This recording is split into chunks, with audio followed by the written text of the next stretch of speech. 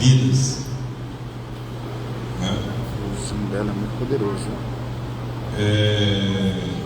Lá, aqui do CAD, passa muitos casos de pessoas que problemas de dependências. E a gente fica preocupado, né? Porque a gente faz um trabalho aqui de limpeza espiritual, mas tendo um trabalho desse de acompanhamento semanal, né? Para mim isso vai ajudar demais aquela pessoa que está fazendo aquele tratamento espiritual, porque junta-se o psicossomático, né? Enquanto a gente está aqui trabalhando espiritualmente pela pessoa, mas no dia a dia há necessidade de se fazer o lado material, né? Que existe a gente conhece as 3 caridades, que é a caridade espiritual, né? E muito tem aquelas também que você está orando para a pessoa nem sabe que você está orando por ela, caridade espiritual. Tem a caridade material, que é aquela que você chega junto, né? Ajuda a pessoa. E tem a caridade moral, que é aquela onde você tira com um grito, com a sua palavra, você salva a pessoa do poço, do fundo do poço, da beira do abismo, né? No cume do precipício. Você estava por lá no problema, você dá um grito e salva a pessoa. Então, o grupo Renascer, né? Eu tenho um cochilo à tarde e eu tinha um sonho, era tanta coisa que eu acordei assustado, né? E quando eu despertei, aí todo, tudo isso está acontecendo. O grupo Renascer. Deus está me dando mais uma missão para dividir com meus irmãos. Justamente formar um grupo de apoio, né? Para quem não sabe também, eu tenho um núcleo, nós temos um núcleo, né, calcário, né? Ela tem um grupo espiritual, né, do Santo Daime, onde também aparecem muitos irmãos que precisam de um acompanhamento, um abraço fraterno, procuram um trabalho justamente para se encontrar, também para se libertar, né? Então, e aqui no CAD é que né? Aqui no CAD passa, a gente faz os trabalhos aqui, para quem conhece, né? Mas para quem não conhece, nós fazemos os trabalhos aqui de desobsessão às terças e quintas pela manhã, e quarta à noite. Toda terça, todos os trabalhos são mais de quase 150 pessoas. Muitas pessoas passam.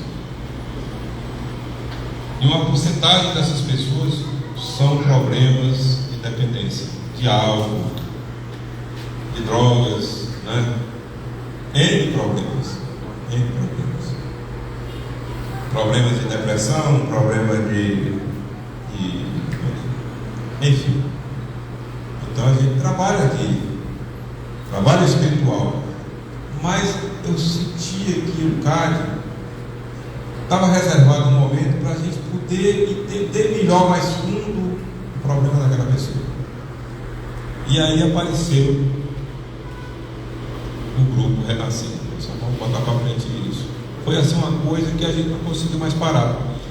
Mas eu lhe confesso, rapaz, como é que nós vamos ter consistência nesse grupo? Porque precisa ter uma consistência. Até então, com a minha vivência espiritual, com os trabalhos que a gente desenvolve, tanto em Calcaia como aqui, mas para mim, entender eu entendo, né? Eu sei, mas trabalhar dentro dessa temática, trabalhar dentro desse propósito, para mim era uma coisa nova. Eu disse, rapaz, aí o Dudu, liguei para o Dudu, e o Dudu disse, rapaz, nós estamos pensando, a mesma luz me atingiu também, que eu estou pensando, Fernando, eu vinha pensando nesses dias sobre isso, mas depois eu dou botar para frente.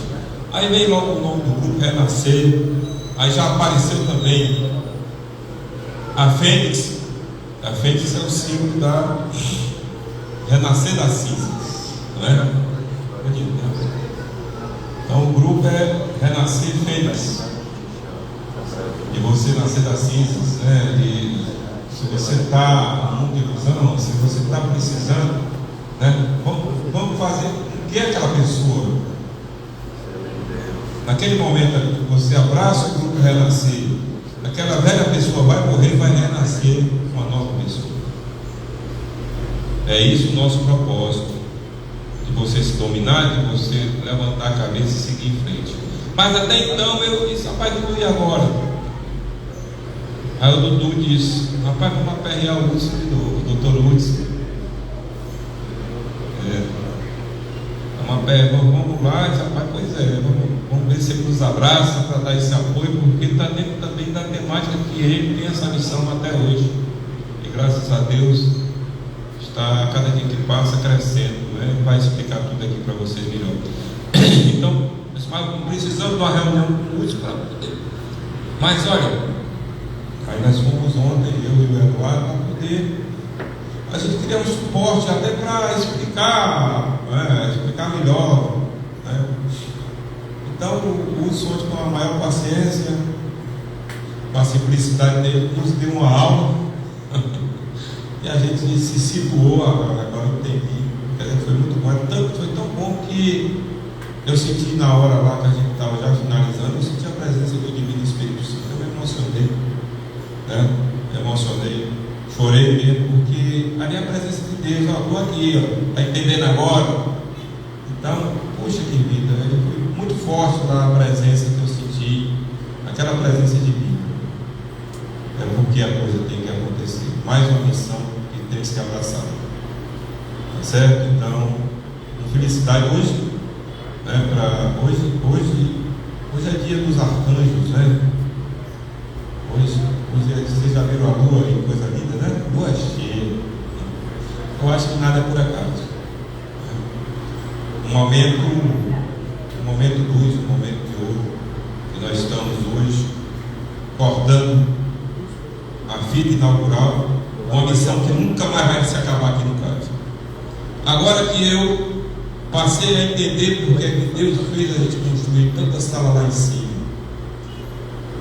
Porque além desse auditório aqui, nós temos salas lá em cima, onde também é desenvolvido os trabalhos espirituais, os desenvolvimentos. Mas eu quero ver o CAD cheio desse propósito e salvar vidas, e ajudar os irmãos que aqui vierem a procurar. E graças a Deus, o CAD já tem quase 30 anos. Eu não tenho nem placa aí fora. Não há necessidade, porque graças a Deus o nosso trabalho já é tão conhecido, porque é de boca em boca, né? Não sou filiado a ninguém, a minha filiação é a Deus, né? E graças a Deus, Deus nos dá todo o suporte para a gente manter, para a gente seguir em frente. E o grupo Renascer é um grupo independente. A sede é aqui no CAD, mas vai ser um grupo independente. Como eu tenho uma ligação na igreja, também é independente da igreja. Vai ser um suporte tanto para a nossa igreja como aqui no CAD, mas ele segue independente. O trabalho é um trabalho independente, é um trabalho de suporte que vai justamente dar o apoio ao CAD e vai dar o apoio à nossa igreja. CAD, o que é CAD? É Centro de Apoio ao Desenvolvimento Espiritual. Então, CAD é Centro de Apoio ao Desenvolvimento Espiritual. E é isso, pessoal. Não vou me estender muito não. Eu só tenho a agradecer a todos vocês que aqui estão presentes. Fico muito feliz. Vou passar aqui a palavra do Dudu.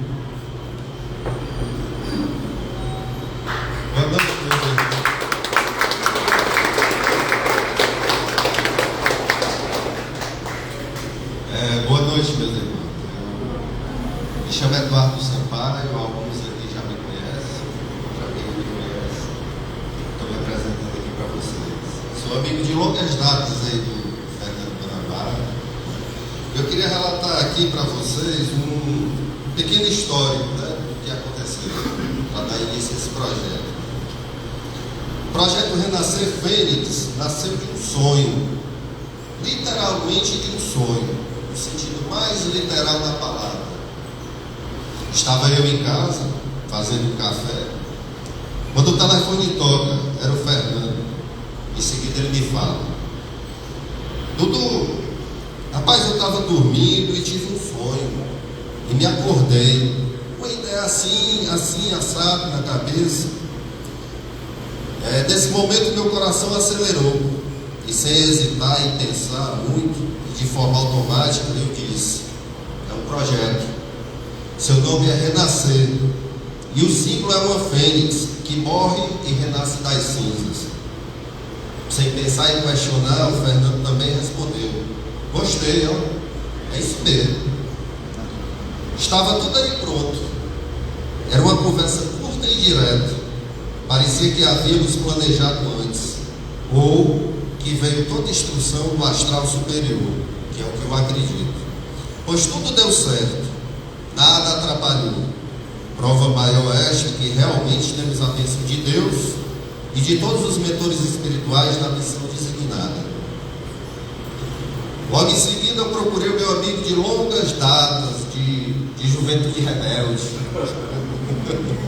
Dr. Hudson Barreto, que possui um trabalho belíssimo de recuperação de usuários de drogas, álcool e outras dependências, na clínica Atos Vida, e a evangelização também, na Atos Church. Nos reunimos eu, ele e o Fernando, e falamos do projeto. Hudson abraçou com todo o amor, e nesse momento, com um efeito sobrenatural, o Divino Espírito Santo se manifestou ali, nos enchendo de pura emoção no ambiente que nós estávamos. Não é verdade? Hoje estamos aqui, em um só corpo, para uma causa maior, resgatando e renascendo a vida das cinzas como uma fênix. Pois a vida é dom de Deus, e a vida é o próprio Deus, que habita em mim e que habita em vocês. Muito obrigado.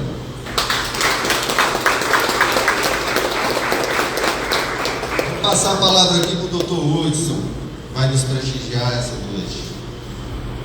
Obrigado, boa noite a todos e a todas. Prazer. Eu queria tirar a informalidade, né? Na verdade, a formalidade. Na verdade, eu não sou doutor, só apenas um servo de Deus, mais um resgatado das trevas para tentar ajudar outras pessoas. E essa é a minha missão aqui na Terra. Eu encontrei em Deus, né? Eu encontrei aqui na Terra fazendo essa missão de ajudar pessoas a encontrar uma nova maneira de viver. Inicialmente, o meu trabalho desenvolveu-se na perspectiva direta relacionada à questão de álcool e drogas. Só que depois eu percebi que existem muitas outras mazelas das quais nós juntos podemos ajudar pessoas que têm problemas também nas questões emocionais, nas questões relacionais, nas questões espirituais. Esse é o trabalho que nós desenvolvemos. Queria mais uma vez agradecer, né, a liderança aqui da CAD, o Centro de Apoio ao Desenvolvimento Espiritual, da pessoa do Dr. Fernando Guanabara e da dona Giovana Guanabara, que eu tive agora a honra de conhecer. Também do Eduardo Sampaio, meu grande amigo, a sua esposa Cleide Sampaio. E parabenizar pela iniciativa, né, de vocês, das pessoas que estão comungando com essa iniciativa do projeto Renascer Fênix, que é o grupo de apoio à vida e à reabilitação. Então nós vamos trazer aqui alguns slides, né, relacionados a essa temática, principalmente relacionado à questão da dependência. Aqui não vai ser um compêndio técnico, né, nem uma defesa de doutorado relacionada à dependência química, a outras questões sobre isso. Não vou aqui estar defendendo, nem fazendo apologia, nem ao lado, nem ao outro. Estou aqui apenas para admitir um pouco de como tem o funcionamento, principalmente na perspectiva empírica dessa luta que já há 20 anos eu vi uma coluna, e eu sei o que é uma mãe, uma esposa, um irmão, um pai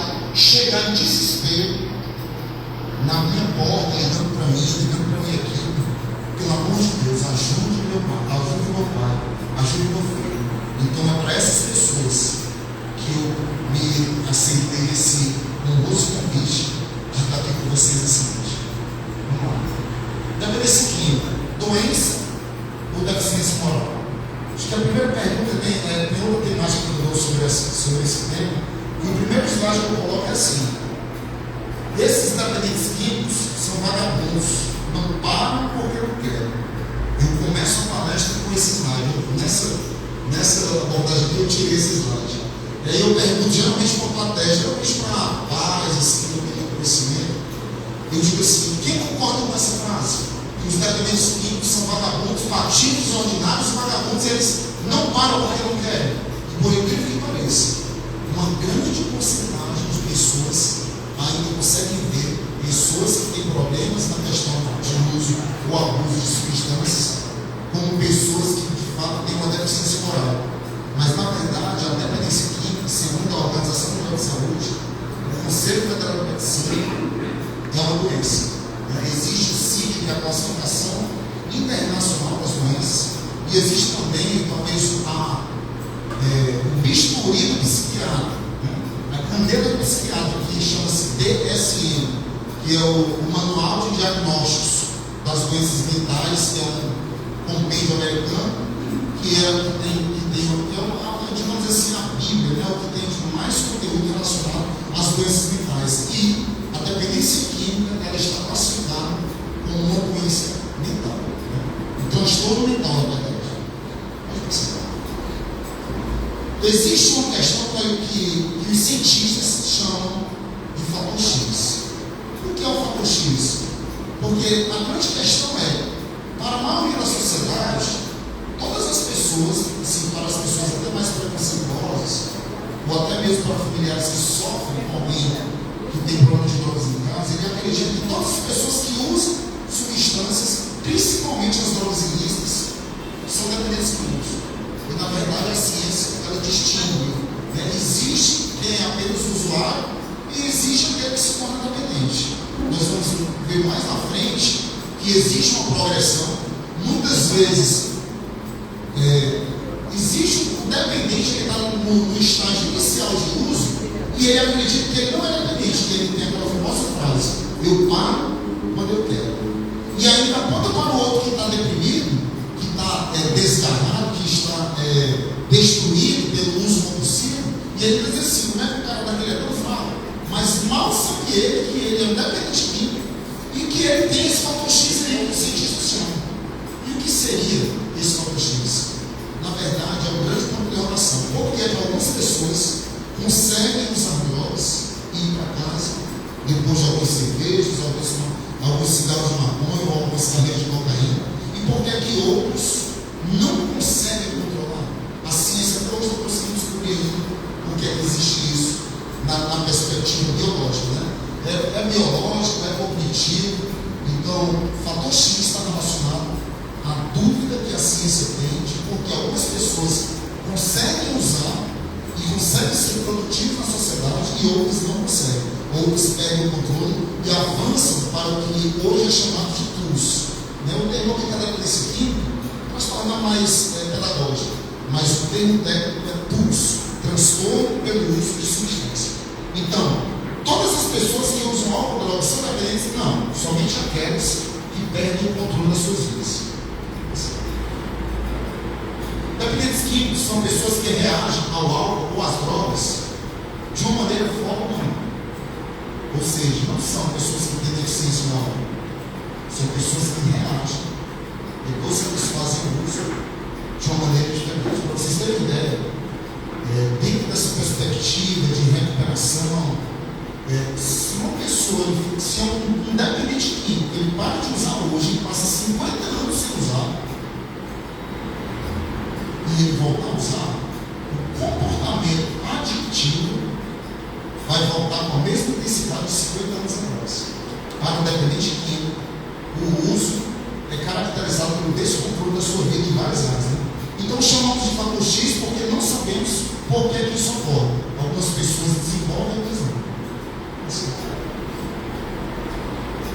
A classe médica, que aceita essa perspectiva de doença, de transtorno, Clínica Geral, Associação Médica Americana, Associação Psiquiátrica, Associação de Saúde Pública, Associação dos Hospitais, Associação de Psicologia, Associação Nacional de Assistência Social e essas outras instituições internacionais, a OMS, a ONU, a Ordem dos Médicos e o Conselho Federal de Medicina. Isso no âmbito de todos os países. Não tem mais discussão sobre isso. Na verdade, a dependência química é isso. O CID-10, a parte específica, eu trouxe para vocês aqui um recorte. O CID é um livro bem volumoso, mas eu trouxe um recorte especificamente. Aí nós vamos lá. Transtorno mental e de comportamento devido ao uso de múltiplas substâncias. Aí tem, tanto que isso aqui foi uma conquista. Esse documento aqui, médico, ele foi uma conquista porque antes os dependentes químicos eram, segundo a sociedade que olhava para o setor, eram pessoas realmente depravadas. E hoje, os dependentes químicos que eles precisam ser retirados, por exemplo, da sociedade para fazer um tratamento, ou precisam se distanciar do seu ambiente de trabalho, ele agora pode ser, aqui no Brasil, por exemplo, ele pode ser mantido pelo INSS, justamente por causa dessa conquista aqui. Então nós temos aí o F10, eu já vou lá na última palavra na aula, por uso de álcool, F11, opiáceos, que estão relacionados às drogas aos ópios, F12, canabinoides, que hoje está tendo uma polêmica muito grande relacionada à questão da descriminalização, legalização relacionada à criança. Mas aqui, esse documento ideal oral, ele mantém a antiga F12. Transtornos mentais devido aos sedativos e hipnóticos, está relacionado aos medicamentos. 14, a cocaína e os seus derivados, que não tem o crack, porque quando essa revisão foi feita, não existia ainda o crack. O crack estava chegando, então não houve nenhuma outra revisão.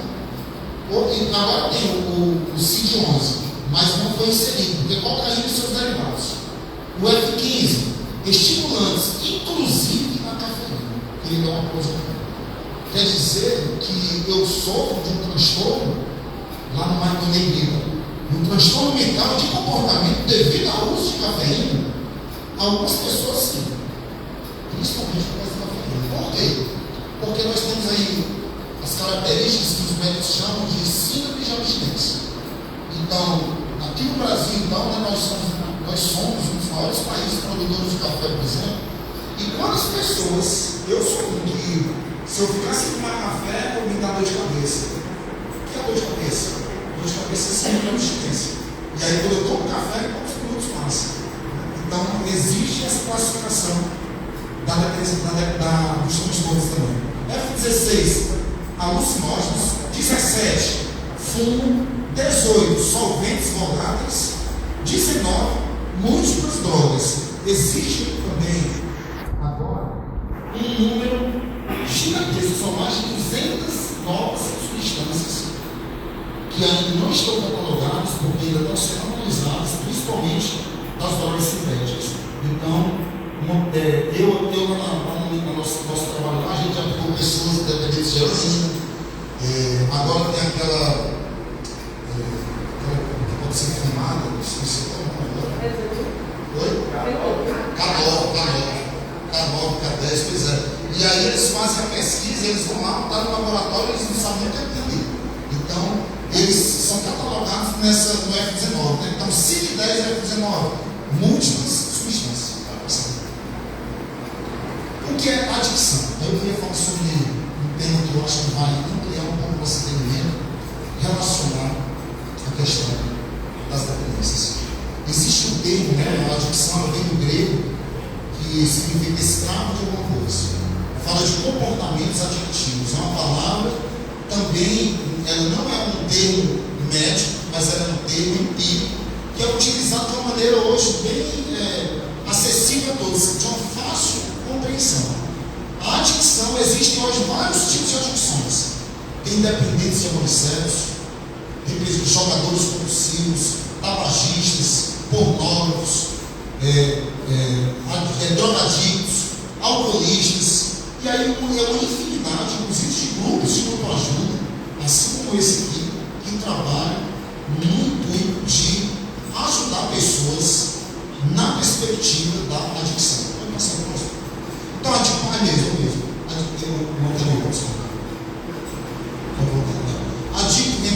escravo de adicto, quem tem a doença da adicção. Esse aqui é um instituto americano chamado House, é uma literatura que fala inglês, que sabe ler inglês, um material maravilhoso. Então vem do inglês addiction, do espanhol, do latim, tem todas essas traduções aí. Não é diagnosticado no CID esse termo, né? Embora seja semelhante, só não está no CID e nem no DSM-5. Seu uso é muito comum em grupos de NA. NA é narcóticos anônimos. Existem esses grupos, talvez são os grupos mais eficazes para o tratamento, inclusive são instituições que são gratuitas. É um trabalho de muito ajuda. Existem os alcoólicos anônimos, os narcóticos anônimos, os neuróticos anônimos, codependentes anônimos, dependentes emocionais anônimos, e aí eles se identificam pela problemática. Por exemplo, eu tenho dificuldade com o cigarro, então eu vou procurar os tabagistas anônimos. Tenho dificuldade com o álcool, alcoólicos anônimos. Tenho dificuldade com drogas, narcóticos anônimos. E aí eles se encontram, né? Existem reuniões hoje no mundo todo, 24 horas. Para mim, dentro das pesquisas que nós fazemos, são essas instituições que têm amparado e dado uma sobrevida, uma qualidade de vida melhor para milhares de pessoas, inclusive países onde as drogas são proibidas, onde tem pena de morte para o uso de droga, tem esses grupos, funcionam grupos desses aí, escondidos, porque eles não podem, mesmo aquelas pessoas que estão em recuperação. E o lema desses grupos anônimos é a abstinência total. Eu vou tentar, não sei se o tempo vai ser suficiente, mas eu vou tentar falar também um pouco assim, sobre os modelos de tratamento, porque tudo que está relacionado à droga, doutor Fernando, tudo que está relacionado à droga, ele tem 4 eixos. Nós trabalhamos com prevenção, tratamento, reinserção e repressão. Eixo número 1, prevenção. Quem nunca usou? O que pode ser feito nesse pilar? Segundo pilar, tratamento. Para quem usou e de alguma forma sua vida se tornou incontrolável ou então está querendo parar e não está conseguindo. Tratamento. E nessa abordagem de tratamento existe também uma infinidade. Hoje eu tenho a honra de estar com vocês aqui num momento especial, onde mais um grupo está sendo aberto nesse pilar de prevenção e tratamento. Eu acredito que esses 2 pilares eles já estão sendo abraçados, né? com essa unidade aqui do projeto financeiro. Nós temos aqui o tratamento. Então, o terceiro pilar é a reinserção. Pessoas que de repente passam por internações ou que vêm oriundos dos nossos vasos psiquiátricos, que vêm às vezes até egressos de sistemas penais, porque foram presos por causa de drogas, ele precisa ser inserido. Também tem um pilar gigantesco. E o 4º pilar é o pilar da repressão, que seria o caso de justiça, o caso de polícia. Eu não domino muito esse 4º pilar, não. Então, vamos passar. Outros grupos compulsivos, como eu falei, né? Transtornos alimentares, dependência de sexo, tabagistas, pornólogos, ira, de pessoas que têm problemas seríssimos com a ira. E aí, para que vocês possam entender, aí a pessoa pode se denominar assim: eu sou um adicto na ira. A ira era muito desenvolvida. Eu sou um adicto de pornografia. Eu posso ficar um bom tempo sem. Eu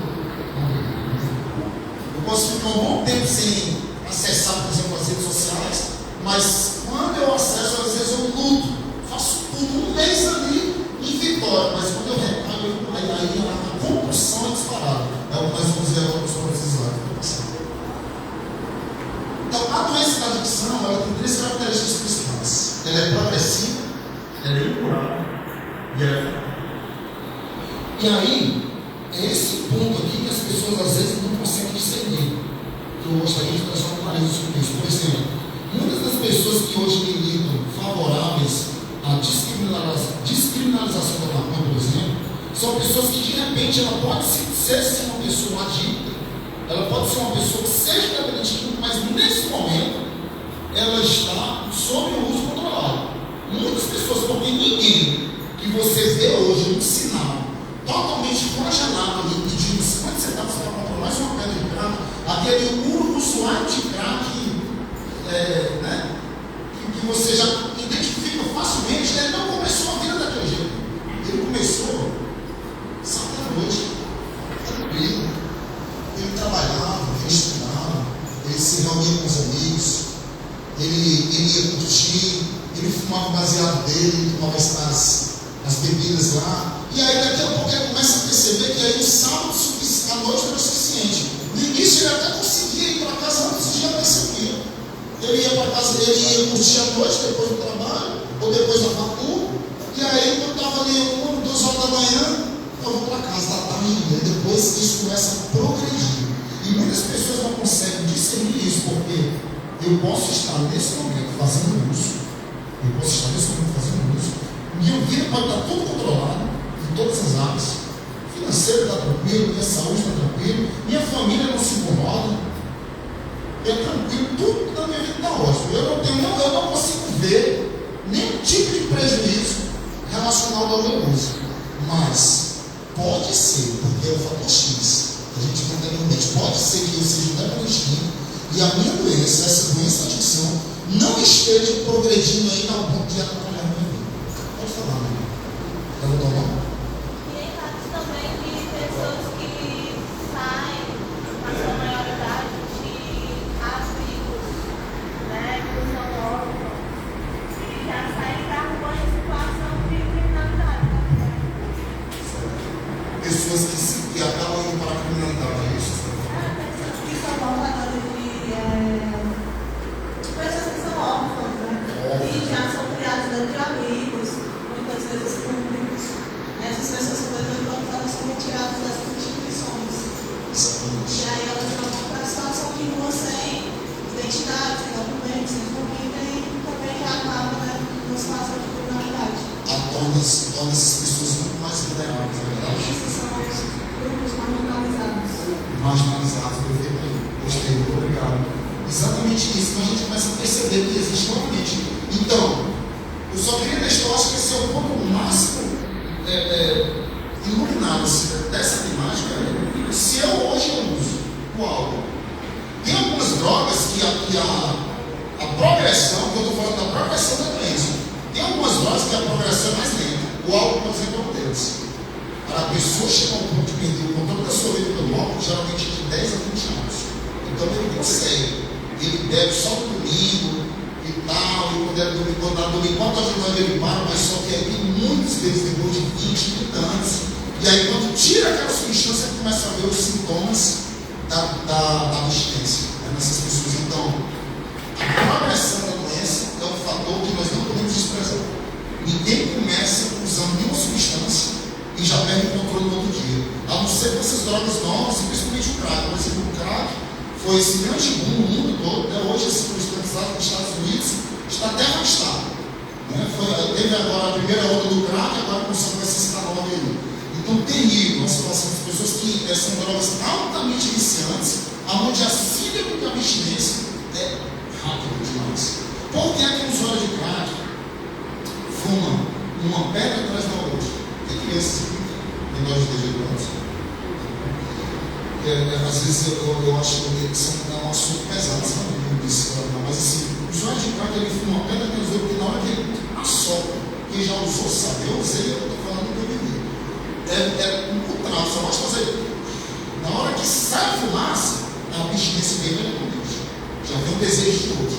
E aí, para aquela dor é tão grande que eu preciso de outro. E aí a minha vida se esvai e eu não consigo controlar. Né? A adicção não faz perder o controle da minha vida. Então, a progressão da doença é uma característica, é um sintoma da doença da adicção. A outra perspectiva é que ela é incurável. Quer dizer, se hoje você usa, não, hoje eu não uso, no dia de tem abstinência. Mas tu não está curado, não estou curado. E como é que você se apresenta? Eu sou dependente em reclamação.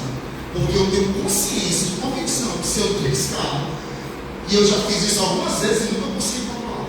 Eu sou dependente. Todas as vezes que eu tentei usar controladamente, ficava lá 2 anos, fazia internação, fazia tratamento, viajei para outros estados, fui para a clínica rica, para a clínica pobre, para a clínica evangélica, para a clínica espírita, CAPS, tudo, hospital psiquiátrico, todas as abordagens para tentar usar controladamente, eu tentei, nunca consegui.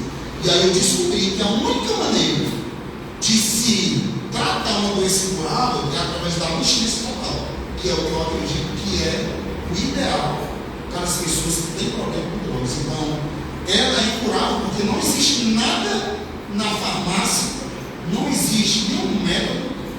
seja 100% eficaz, você diz assim, toma esse comprimido, toma essa vacina aqui, que a partir de agora você está curado das drogas. Tem até um amigo meu que ele diz assim, uso, ainda bem que essa doença que eu tenho é incurável. Por quê? Porque se eu soubesse que ela era curada, que tinha cura para ela, eu iria continuar usando. Mas tem cura, então eu vou continuar usando. E aí ela, por ser incurável, eu luto por ela todos os dias para que eu não possa voltar de novo ao uso. Porque uma vez que o independente químico consegue entrar no processo de abstinência, ou seja, ficar sem usar, e ele triste na droga, aquele gigante acorda de novo. E sabia, pessoal, não sei quantos de vocês têm experiência aqui, onde tem na família, que tem alguém próximo, às vezes perto de casa, de pessoas que têm problemas graves, crônicos, severos com drogas.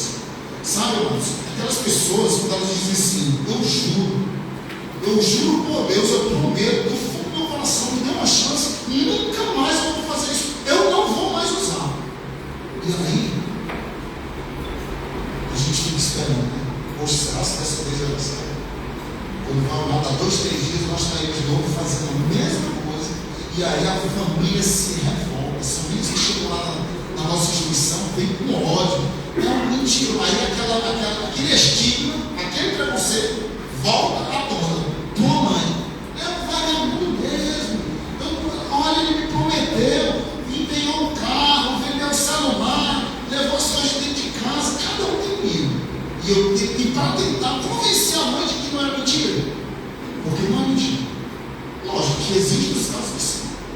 Nós não estamos generalizando, mas na grande maioria dos casos de dependentes químicos, crônicos, que aceitam ir para a clínica, por exemplo, fazer um tratamento, são pessoas que têm um desejo de parar.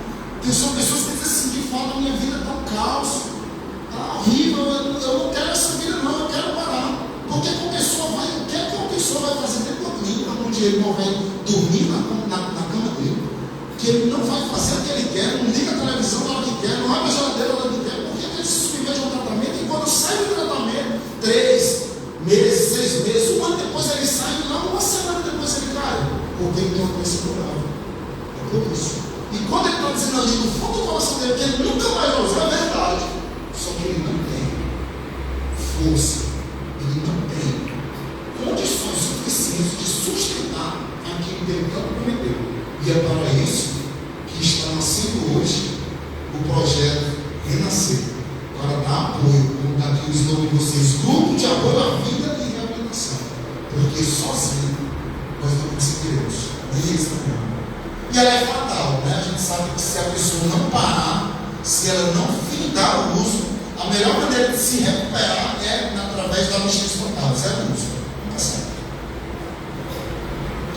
Ela é caracterizada por duas características muito importantes.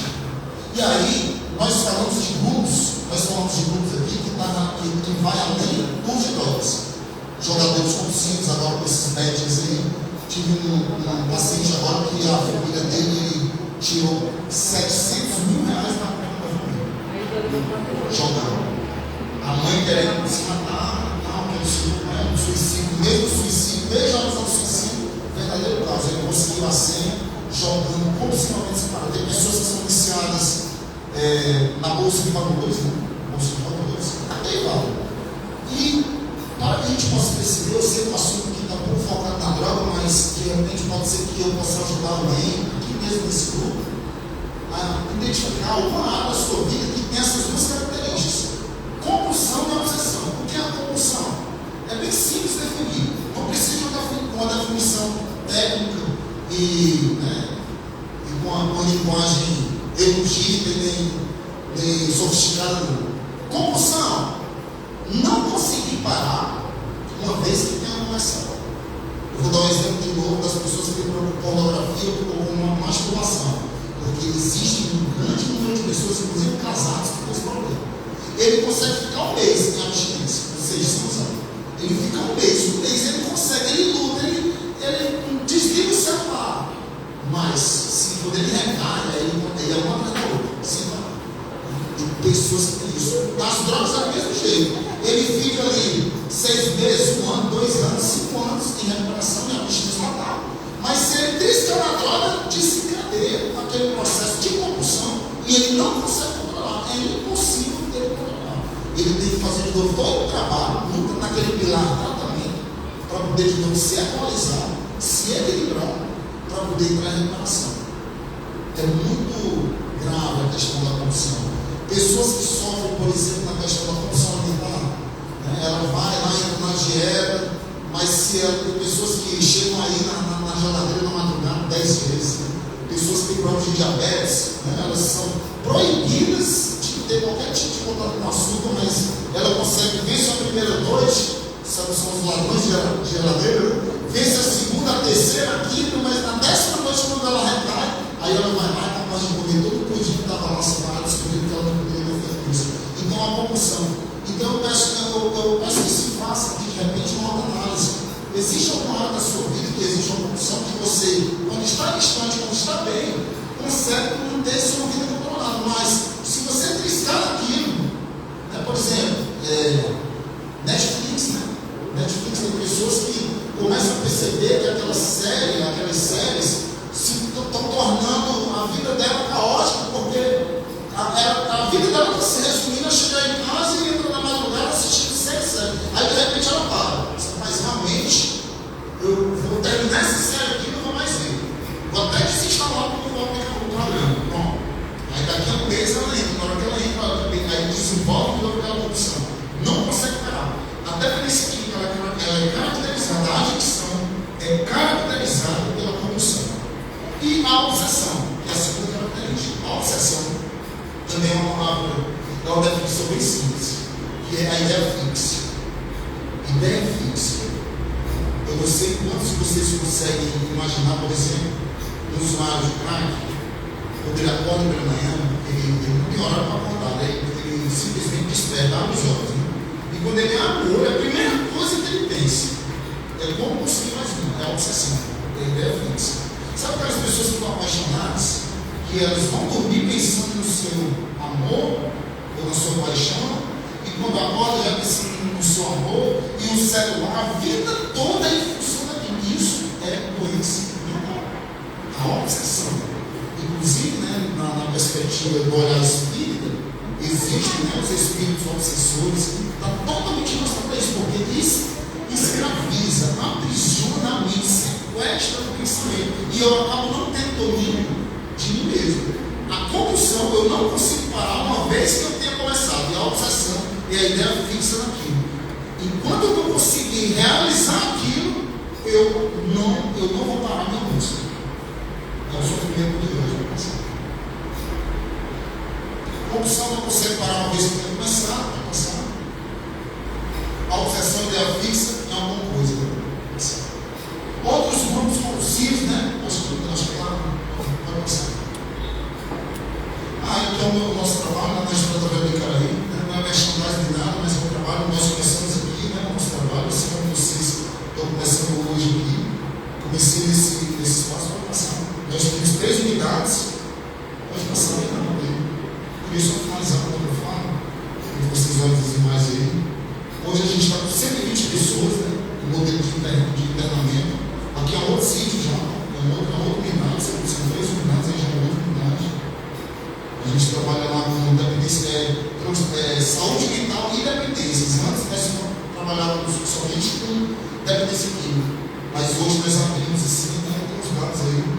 Mas o que eu queria dizer é o seguinte: eu me lembrei, Fernando, de como surgiu a questão do ar. Né? Grupos religiosos, eles tinham uma vida no início de 1900, chamado Oxford Groups, nos Estados Unidos. Eram religiosos, fervorosos, evangélicos, e eles exigiam uma vida radical de santidade. E esses homens, um desses homens começou a fazer um trabalho de caridade. Essa é a história oficial, e é muito importante eu chegar. O que eu estou dizendo aqui faz parte desse dia de hoje, desse dia especial. No começo do ano, 1900, estavam os grupos oxford, aqueles religiosos, aqueles pastores bem radical, ou se convertem, ou vai para o inferno, aquela história toda. E aí, um recém-ordenado pastor pediu à igreja, que ele era pastor, né, a liderança da igreja, para fazer um trabalho de socorro para os meninos. E aí a igreja igreja liberou. E ele começou a fazer o sopão. Só que, para a surpresa dele, o trabalho que eles estavam fazendo com os mendigos prosperou. Daqui a pouco, eram centenas de mendigos indo tomar o sopão desse pastorzinho. E o que foi que a liderança desse pastor fez?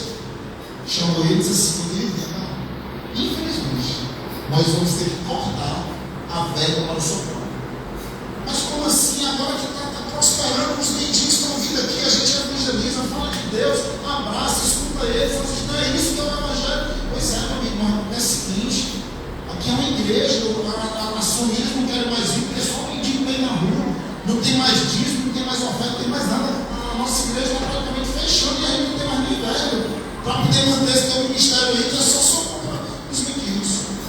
E aí ele, decepcionado com a posição da liderança da igreja dele, foi embora para a Europa. Quando ele chegou na Europa, não quis mais saber nada do pastor, não quer mais saber do pastor, que isso na verdade, eu vou continuar no evangelho, vou continuar com Jesus, mas não quero mais saber de igreja.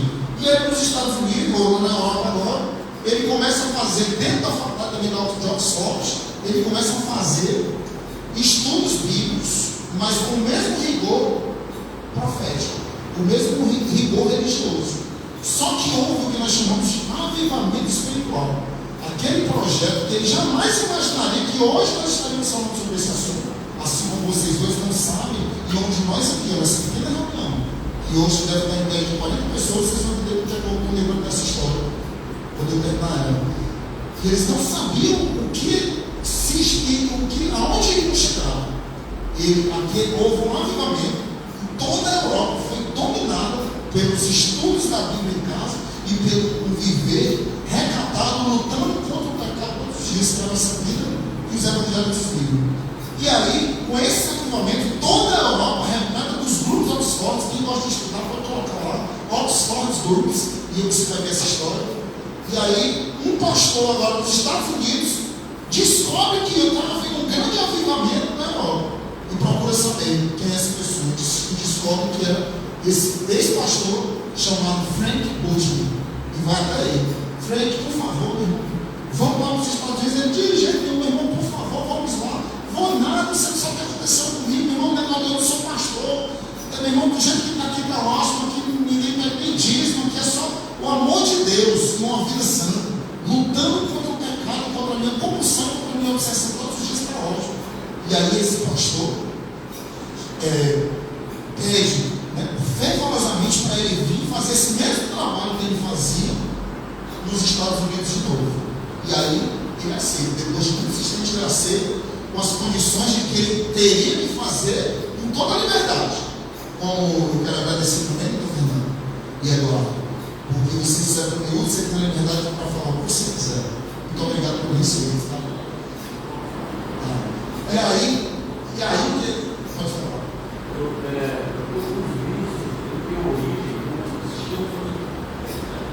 Os vícios, eles têm origem no sistema familiar. A pessoa busca um vício, seja do que for, a origem vem da ancestralidade, da família dela. Normalmente é a ausência do pai. O que eu não vejo, assim, bacana esse trabalho, o que eu não vejo, o que eu queria perguntar em relação aos recursos terapêuticos que são usados para trabalhar a origem do problema, né? Que aí é a parte final, né? Mas a origem do problema, que é de onde, por que surgiu o vício? Porque o vício surgiu por um desequilíbrio que vem lá do sistema familiar. Uma coisa, do pai, da mãe, separação, briga, alguma coisa aconteceu ali que empurrou aquela pessoa para aquele caminho disso. Sobre o que você está falando aqui, até vou voltar no que eu estava falando, mas só para você falar, nós não temos na medicina a convicção de que a dependência química ou os vícios são de caráter hereditário. Existem pessoas que têm uma linhagem hereditária, mas tem outras que não. Entendeu? O sistema familiar é certamente afetado. Se eu falar com um estado só de dependentes químicos, mas no estado que eu estou agora lá de dependentes químicos, eu posso com toda a autoridade falar assim: todos vocês aqui, é onde é assim, tem problema na paternidade. E ninguém vai se levantar para dizer que é contrário. Porque a dependência química, principalmente a questão do uso abusivo de drogas, está estritamente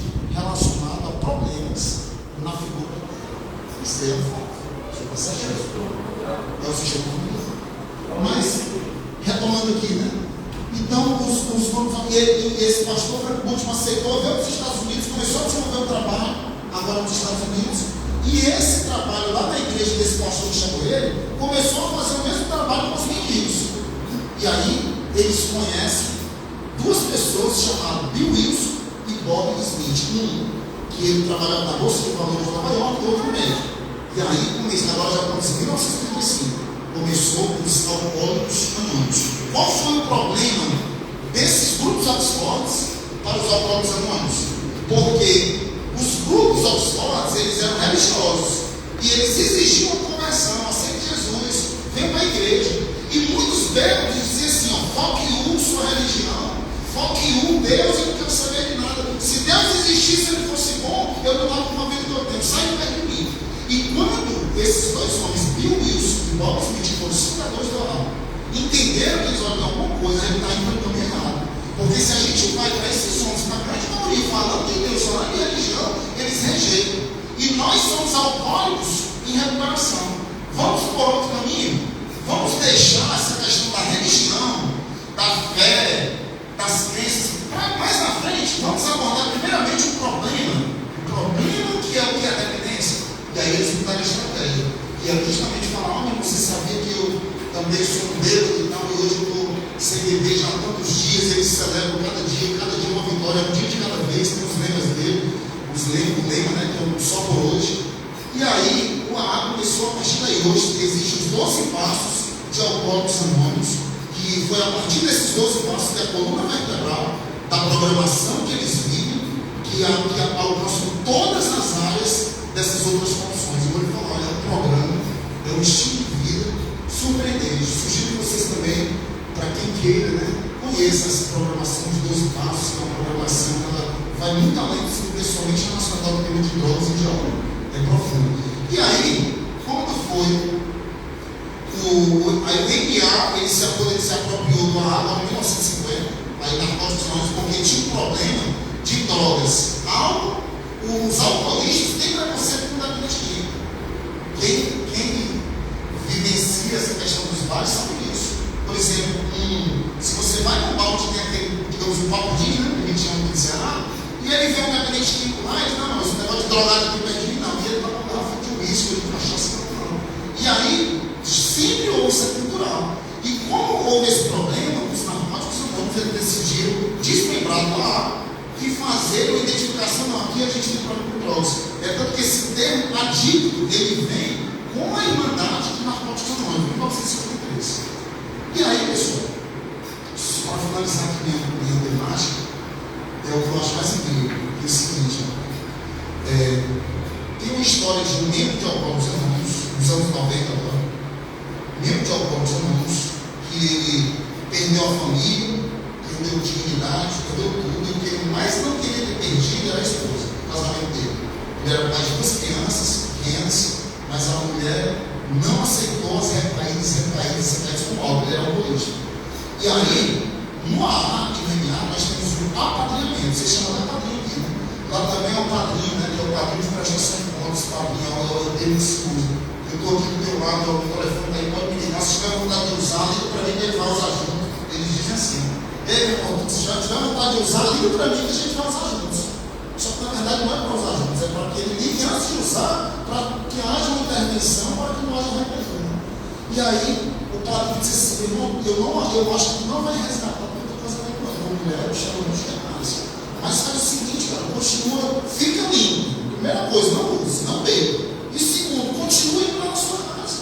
E aí depois tá bom. Aí tinha uns dias, determinado pelo juiz, que ele ia para a casa dos filhos. Só que na verdade o coração dele ainda queimava pela esposa. E ele ficava muito triste quando ele chegava lá, a esposa quando via ele, tá aí, ó, para ficar com as crianças, e ela não dava mínima para ele. De tanta dor que ela sentiu na época do alcoolismo dele. Só que quando foi um dia, determinado dia, as filhas dele diziam assim: papai, o senhor vai fazer o que domingo? Ele era ateu, esse homem. Nada, meu filho, porque senão que a gente vai para a igreja e a gente vai fazer uma apresentação na nossa igreja, lá na igreja que a gente congrega.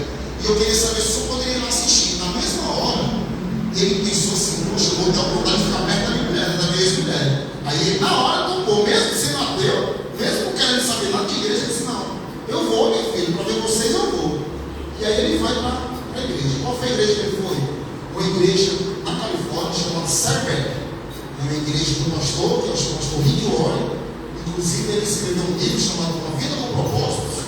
E nós não estamos falando de religião, tá, pessoal? Eu fico muito claro isso. Porque senão eu não estaria aqui. Se eu estivesse para falar de religião, eu estava falando lá no meu tempo. Eu estou falando aqui de recuperação, de transformação, de vida. E aí, eu estou contando a história porque faz parte desse timeline, onde eu quero chegar. E aí, esse pastor escreveu um livro chamado Uma Vida com Propósito. Um livro que perdeu milhões, uma restauração de vida de andar com Deus. Ainda se encontra esse livro para se ler nas livrarias. Uma Vida com Propósito, 40 dias. E aí, quando ele chega na igreja desse pastor Rick Warren, ele senta lá para ver as filhinhas dele, fica perto da ex-mulher, já tem da ex-mulher, e aquele pastor começa a pregar. E aí ele começa a ouvir, ele começa a dizer assim: mas esse pastor aí é mala mesmo, é mala mesmo. Aí é lá no ar, ele deve ser companheiro de algum grupo, e terminando esses dias, tudo que ainda está pedindo dinheiro esse pessoal. Quando termina esse ponto aqui, eu vou lá conversar com esse pastor para saber qual grupo que ele congrega. Como é que ele frequenta, não é o grupo do ar que ele frequenta. Ele terminou o culto, e aí ele corre lá nesse pastor e diz: ei, pastor, tudo bom? Tudo bom, companheiro? Que é assim que ele se trata. Tudo bom, companheiro? Pastor, qual grupo que o senhor frequenta? Aí o pastor ficou sem entender: como assim? Para cima de mim, eu sou mesmo também, do Ará. Não estou entendendo o que é Ará, meu Deus. Mas, rapaz, deixa que história, meu Deus. Na verdade, eu também tem um sigilo, mas aqui eu me permito, eu sei tudo que o senhor pregou ali, mas nesse mundo aí é tudo que a gente vê lá no Ará. Mas eu não sei nem o que você está falando. Aí depois então vamos fazer assim, se eles combinaram, desse homem levar esse pastor para conhecer o Ará. E em contrapartida, eles ficariam voltando naqueles cursos, para eles se entenderem. Resultado: essa é o depoimento do Rick Warren quando ele foi no grupo de aula. Ele foi assistir uma reunião de aula e ele tem os escritos dele assim: se a minha igreja fosse um grupo de aula, porque aqui eu vi o que eu mais oro para que haja na minha igreja, o verdadeiro companheirismo. Verdadeiramente, pessoas se preocupando com os problemas dos outros, pessoas comprometidas, que nem dinheiro é tão importante quanto na minha igreja. Aqui é o verdadeiro companheiro que as pessoas não pagam no real. Como eu gostaria que a minha igreja fosse uma sala de autoconhecimento. E aí, eles descobriram, né, que o fundamento e a origem desses 12 passos dos atos era a Bíblia. Lá daqueles grupos de Oxford, eles foram descobrir, pesquisaram na história e descobriram que todas as ferramentas que estavam ali nesse programa era a Bíblia. E aí, esse homem chamado John Baker acaba se convertendo, se torna um membro da igreja daquele pastor, restaura o casamento dele, e aí, em determinado dia, ele chegou para o pastor dele e disse assim: pastor, eu queria conversar com o senhor. Rick Warren. Aí o pastor Vitória olha para ele e diz: diga, John Baker, o que foi? Ele disse: pastor, eu tive uma ideia aqui. Ele: o que é? É o seguinte, lá no Ará, eu posso falar de toda loucura que eu tenho, as minhas compulsões, as minhas obsessões, as minhas loucuras, as vontades que eu tenho de trocar minha mulher de 40 por 2020, tudo que é loucura. E o pessoal do Ará se identifica comigo, sabe que eu estou lutando um dia de cada vez para vencer essas loucuras, mas eles não questionam as minhas loucuras, eles me apoiam. Só que se eu falar de Deus lá, eles dizem assim: não, John Baker, vamos falar de Deus aqui, não, acho que aqui é alma, acho que é negócio de alcoolismo, aqui é mudança de comportamento. E aí eu fico constrangido de expressar minha fé. E na igreja, lá na célula que eu vou, é diferente. Lá eu falo de Deus, todo mundo dá glória a Deus, eu posso falar da Bíblia, mas se eu falar um pensamento só que passa pela minha cabeça, eles vão dizer que eu estou endemoniado, vão querer botar a mão na minha cabeça, vão querer expulsar o demônio, vão dizer que eu tenho que fazer sessão de descarrego, andar em cima do sal grosso. E aí como é que eu faço? Eu tive uma ideia, pastor, aí o pastor vai diga, fazer um grupo aqui na igreja, aonde as pessoas que têm problema possam vir para cá dizer mesmo na tora, com liberdade, as suas dores, para que eles possam ser apoiados e ao mesmo tempo confessarem a fé em Jesus.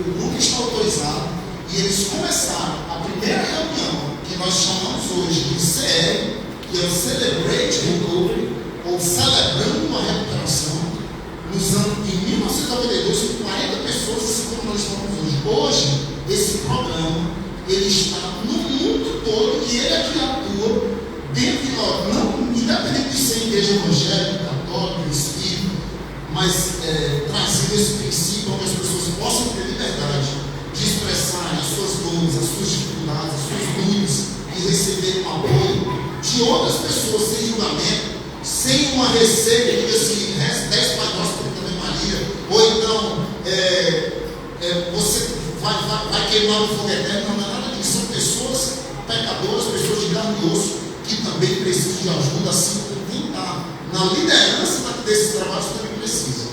Então eu queria finalizar. Eu quero saber se tem alguém que tem alguma pergunta, gostaria de se expressar de alguma maneira, queria falar alguma coisa. Quero convidar aqui o Eduardo e o Fernando para finalizar esse momento. E do mais, agradecer profundamente o silêncio de vocês. Se essa reunião foi boa, foi porque vocês estiveram aqui. Se ela teve algum erro, não principalmente a mim, que sou o próprio pecador que estou aqui aprendendo. Muito obrigado. Boa noite a todos.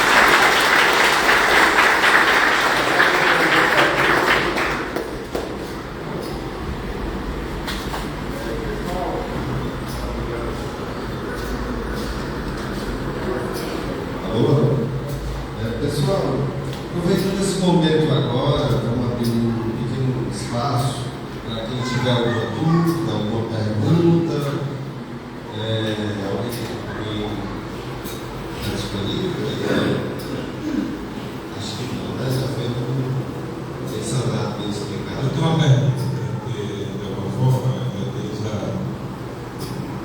eu estou já nos explicou, mas como vai ser a dinâmica para a gente ter a consistência desse grupo?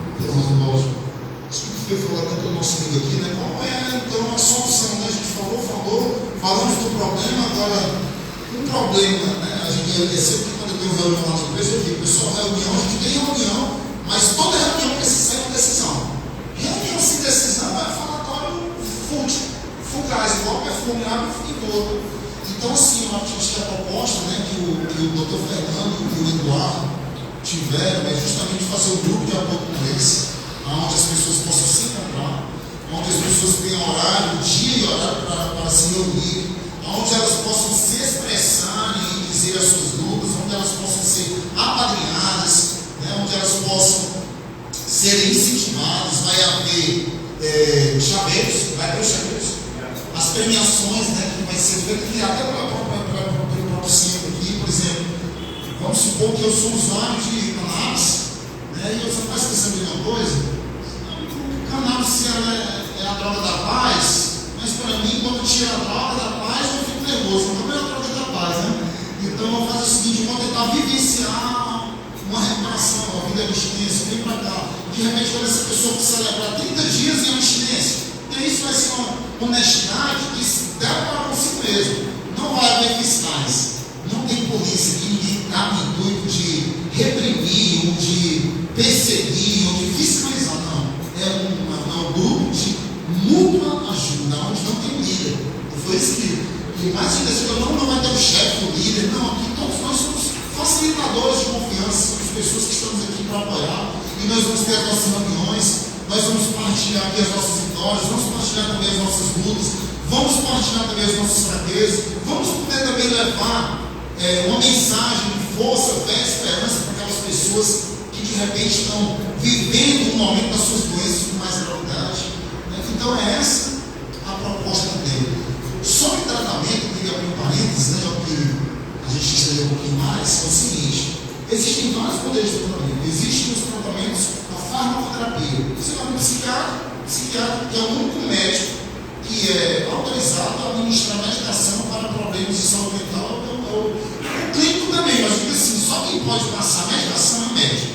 Bom, o médico vai lá e prescreve, né? Aí a gente sabe que existem problemas relacionados a neurociências, né? A questão aí da dopamina.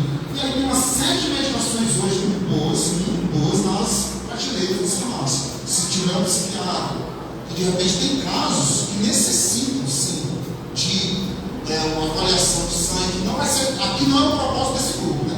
Mas eu estou falando assim, em termos de tratamento, né? De encaminhamento. Tem, por exemplo, questões no próprio exame de sangue que detectam distúrbios que afetam o psicológico. Às vezes, um alto índice de ferro na corrente sanguínea, né? A questão das dopaminas, que diariamente você sabe falar isso com muita propriedade. Então, às vezes, no exame de sangue já se diagnostica ali questões que podem ser modificadas com uma boa alimentação, que podem ser modificadas através da farmacoterapia dos medicamentos. Isso é um pouco comum. Ponto número 2, existem os modelos de redução de danos. Redução de danos é um dos modelos de tratamento que existe, por sinal utilizado pelos Estados Unidos, pela Holanda. São os países que têm, que é muito flexível a questão do uso de drogas, e diz assim, ó, não, você está cheirando cocaína, não cheira cocaína não, mas cocaína é muito pesado, fique só na cannabis. Esse é o modelo que existe. Aqui no Brasil, o modelo do SUS, ele adota o modelo de redução de danos. Não, isso não é. O modelo do SUS, infelizmente, infelizmente pelo meu apoio pessoal, mas assim, né, a parte da nossa discussão, mas assim, por exemplo, se você nunca teve um problema psiquiátrico e nunca usou droga, você pode agora chegar em qualquer CAPS, bater na porta, se eu estou com um problema, então eu estou usando crack tal dia. Aí na mesma hora vão conduzir você para o sala, você vai passar para a assistente social, para o psicólogo, para o psiquiatra. E aí você vai sair lá mesmo com a sala de atendimentos. Já dá para o governo federal. Né? Então isso é um modelo de tratamento de redução de danos. Hudson, você é contra? Não, eu não sou contra, porque tem casos que acabam sendo eficazes. Mas eu acho que tem coisas melhores. Aí tem a terceira proposta, que é a proposta de abstinência total, que é, por exemplo, nós nos dizemos não para aquilo que nos machuca, para aquilo que nos maltrata, para aquilo que atrapalha a vida do nosso criado, para aquilo que não é lícito, não é legal. Um dos pontos que é interessante que a gente refletir aqui, sabe o que é? Por que o álcool é lícito e a maconha não? Se quem vivencia na nossa geração, né, quem tem, assim como eu, né, que tipo 50 anos para baixo, né? Vivencia essa questão da maconha, nós sabemos que a maconha o efeito, pelo menos narcótico da maconha, é bem menos agressivo do que o álcool. Eu não sei se vocês sabem, das drogas, a droga que mais mata no mundo é o álcool. Em tudo. Questões pulmonares, sanguíneos, hepáticos, psiquiátricos e principalmente acidentes domésticos, aí vai, homicídios, suicídios, acidentes de trânsito. Então, é número muito disparado. As outras drogas chegam a ficar quase 30% a menos do que o álcool. As drogas, todas as outras drogas juntas, não chegam ao tamanho que o álcool faz de malefício à sociedade. E por que ela então é lista? Será que é porque ela é menos prejudicial que as outras drogas? Certamente não. O álcool, ele é lícito por causa das questões econômicas. Sabemos disso, não tem dúvida. Né? Você vê aí que a televisão, a cada 15 segundos a televisão é caríssima. E a cada minuto tem uma propaganda de cerveja lá, de todo tipo de bebida. Então é isso aí. Temos esse modelo de redução de danos e temos o modelo da abstinência total. Modelos de intervenções. Os grupos de autoajuda são um. Os consultórios psicológicos são outros. As igrejas, religiões são outras. Temos também os hospitais psiquiátricos. Pessoal, não, eu vou falar. Com todo respeito.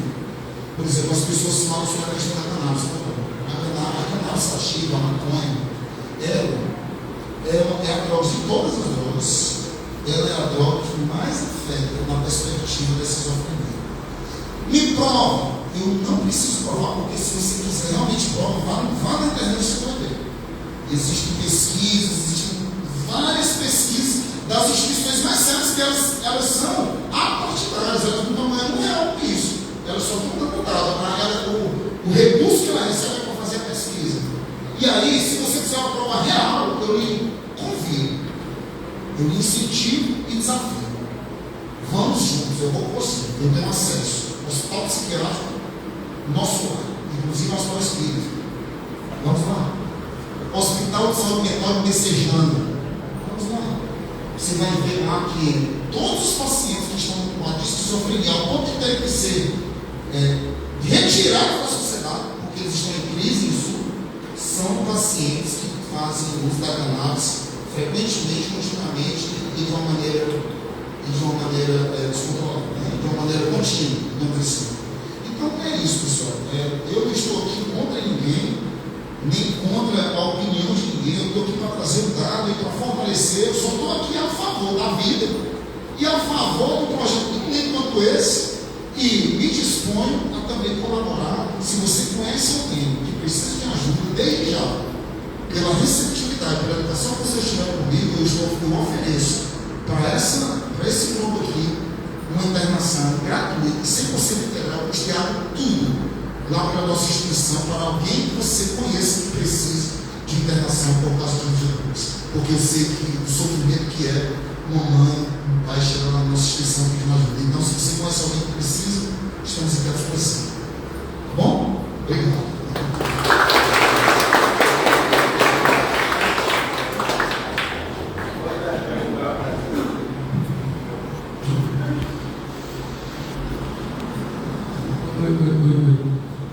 Boa noite. Você falou sobre os 12 passos, né? Eu sou só por hoje membro de Narcóticos Anônimos há 11 anos. Só por hoje eu estou numa das coisas mais pesadas que eu gostava de curtir na minha vida. E foi muito difícil, né? Para mim, que tem um problema assim com a disciplina, foi difícil achar alguma coisa que me ajudasse. Aí o programa dos 12 passos, né, virou logo o primeiro passo, que é admitir para mim mesmo a minha impotência para a minha adicção. E para mim reconhecer isso, que só eu podia resolver isso. Aí depois dos 12 passos também tem sobre a conexão com o poder superior, né, que não fala diretamente sobre qual poder superior, mas só influencia você a buscar um. Eu acho interessante que até uma sugestão também, por exemplo, os 12 passos, né, os 12 passos eles ensinam só por hoje. Muitos aqui são sanitários, né? Aí eu digo assim para quem me conhece mesmo que é assim, ó, Narcóticos Anônimos aqui e o sanitário aqui. Assim, né? De grau de importância na minha vida aqui, como me ajuda e me mantém vivo. Porque a droga de adicção é pesada, né? Tem os dizeres, né? Que as pessoas dizem, eu não sei que a pessoa diz, que você vive para usar e usa para viver. Doido demais, né? Nesse ponto aí. Então, eu sugiro assim também, foi um caminho fácil para mim, de entendimento também, foi os 12 passos, né? E até acolhedor. E é interessante também que dentro dessa orientação, né, dos anônimos, e os evites e os propus, né? E fazem total sentido. A Peloine falou que uma das melhores maneiras de estratégia de estabelecer ficar bem é se alimentar bem. E é o primeiro evite que tem na lista dos evites das alimentações, né? Que é a fome. Evite a fome, a raiva, o estresse, diversas outras coisas. Só para frisar os dois passos, né? Com a sua importância e a capacidade dele de salvar. Inclusive, é um negócio assim tão, como o senhor faz aqui, tão conectado assim com as coisas, o pensamento, aí na hora do trabalho, tem pau lá, na igreja, como vai e fala desse projeto aqui. Eu estou totalmente conectado com o meu pensamento em si, que eu estava precisando naquele momento, e eu ia falar com ele naquele dia. Aí, outra coisa, eu fico nervoso, por favor, mas não fico nervoso. E, sim, é isso mesmo. Eu queria uma coisa, como é o nome?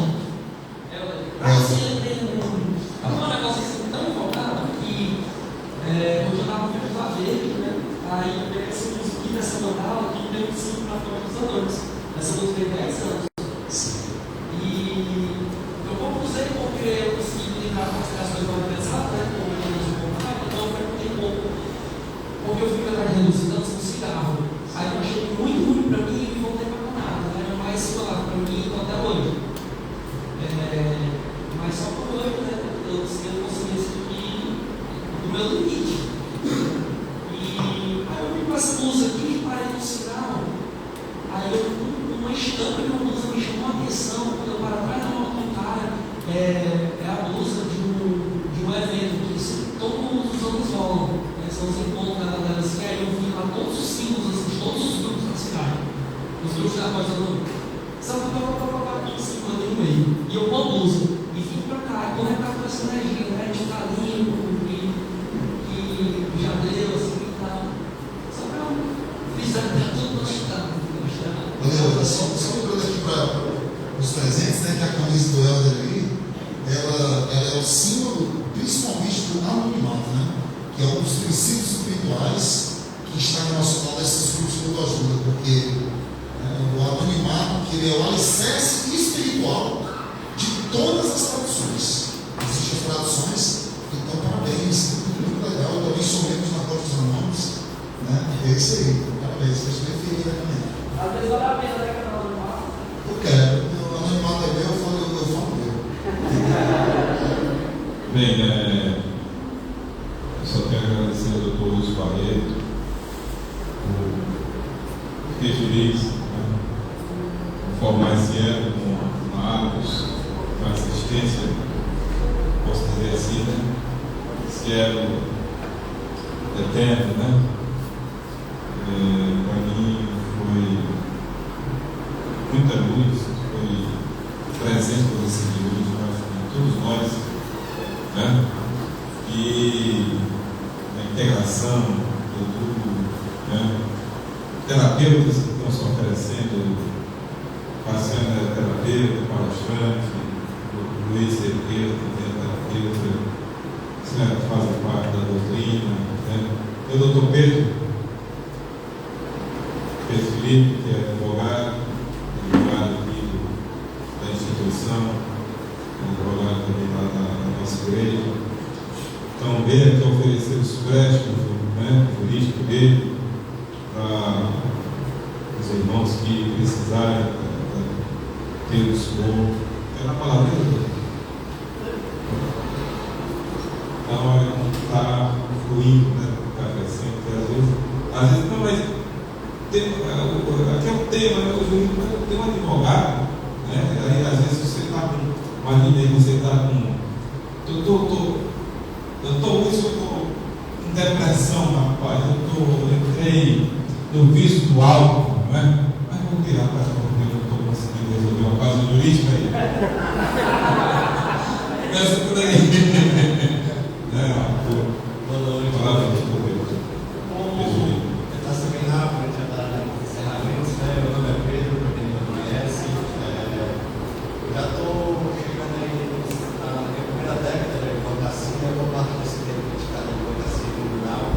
Então, a gente, no dia a dia, a gente se depara muito com alguns problemas, porque além de todos os problemas que a gente expôs na atenção, um outro problema que surge são as consequências jurídicas. Atualmente, as pessoas que se envolvem de forma com vícios ou as pessoas que se envolvem assim, eventualmente acabam tendo algum problema jurídico. A gente tem casos mais variados, a gente tem muita realidade nos presídios, pessoas que acabam sendo presas de forma colateral, a gente tem senhoras, a gente tem esposas que acabam enfrentando problemas muitas vezes até com a gente no lado laranja, e a gente entende que a justiça do nosso país é um pouco seletiva, ela funciona melhor para quem tem bons advogados. Infelizmente, a realidade é essa.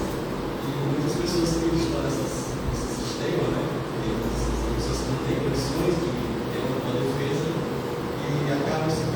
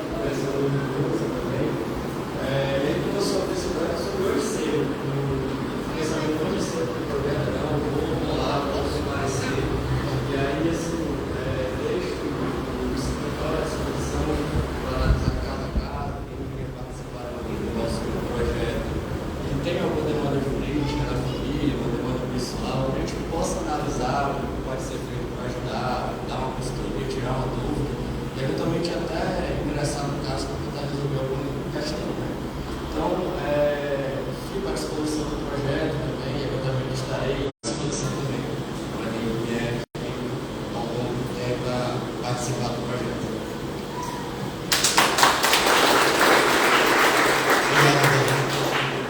E no outro final, estava lembrando aqui, as palavras finais parecem que não querem parar, né?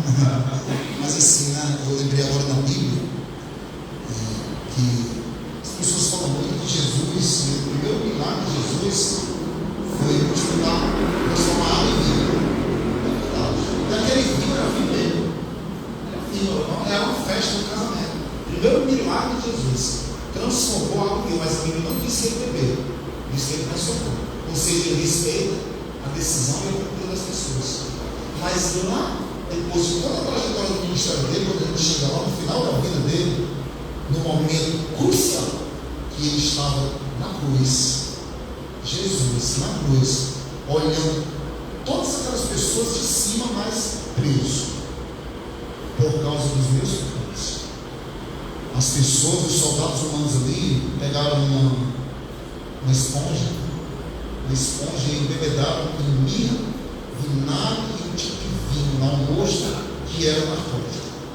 Os pesquisadores, eles sabem que certamente era foi até um ato para aliviar as dores que ele estava sentindo.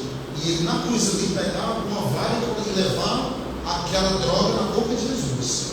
E quando Jesus, sem saber o que era, porque ele estava com sede, porque estava sobre a hemorragia, quando ele testou, que ele viu que era droga, ele rejeitou. E eu acredito que a maior lição que nós podemos trazer nessa noite é isso, né? Que nós não precisamos de drogas para viver. Todos nós temos a plena condição de vivermos sóbrios, de cara, né? Como diz a galera, porque é muito louco viver de cara. Muito obrigado.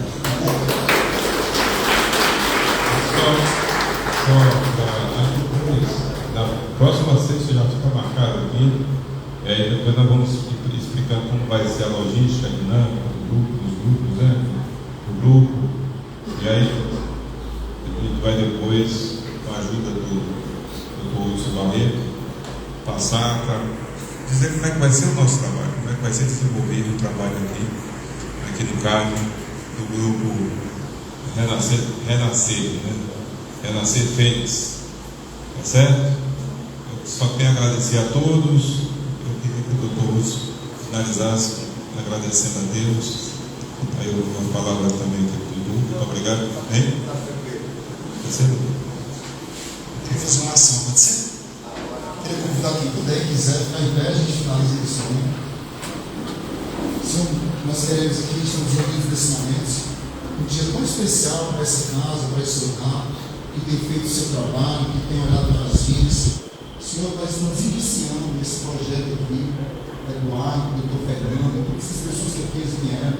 Talvez aqui vieram pessoas assim, de observar, compreender. Talvez já vieram outras, como foi o caso do nosso advogado que veio agora, o Dr. Pedro, já decidido a colaborar e a ser participativo de alguma forma. Senhor, eu quero te agradecer, Senhor, pelo teu amor, pelo teu cuidado, pelo teu amparo, pela tua visão, pelo teu espírito que repousa sobre as nossas vidas. Quero te pedir que o Senhor possa confortar cada vida. Se existe alguém que está passando por problemas ou lutas, que essas pessoas possam ser, de alguma forma, cuidadas por ti, Senhor. E que se o Senhor quiser nos usar para sermos instrumentos, o Senhor continue nos usando. Porque nós nos colocamos assim à sua disposição e dizemos: eis-nos aqui, Senhor, pode nos enviar, que nós estamos aqui à tua disposição. Eu profetizo nesse lugar, bênçãos e riquezas, e que o teu nome, que está acima de todo nome, venha ser sim glorificado nesse lugar. É por isso que eu oro, te agradeço e abençoo a todos que estão nessa noite, em nome de Jesus. Amém.